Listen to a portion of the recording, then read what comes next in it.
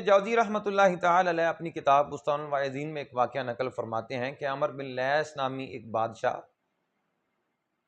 اس کی فوج کو جمع کیا گیا۔ اس کی فوج میں 12,000 جرنیل تھے اور ایک جرنیل کے ماتحت 1,000 گھڑ سوار سپاہی تھے۔ جب اس کی فوج کو جمع کیا گیا،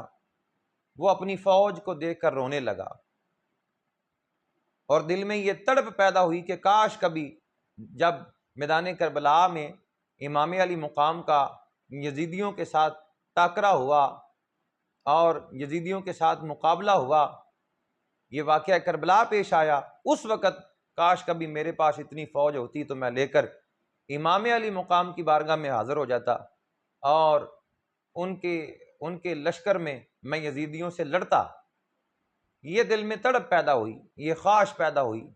تو اس خواہش سے آنکھوں میں آنسو آ گئے۔ تو اللہ رب العزت کے پیارے حبیب صلی اللہ علیہ وآلہ وسلم اس دور کے کسی ولی کی خواب میں حضور جلوہ گر ہوئے۔ حضور علیہ الصلوۃ والسلام نے خواب میں اس اللہ کے ولی کو فرمایا کہ جاؤ عمر بن لیث کو ہمارا یہ پیغام دے دو، فرمایا کہ جو تمہارے دل میں خیال پیدا ہوا، اطلعنا علی ما خطر بقلبک وقلبنا منک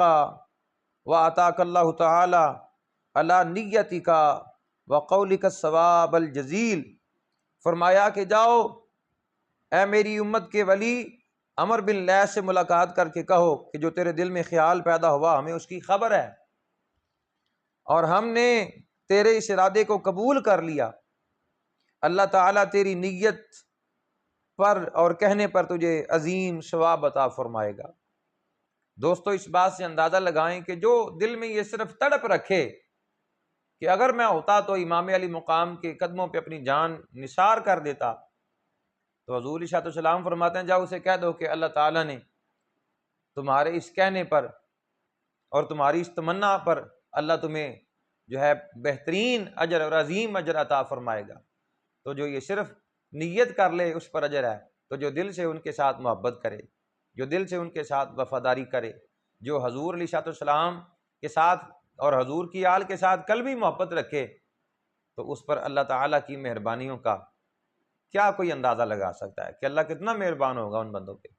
اللہ اکبر کبیر، اللہ اکبر۔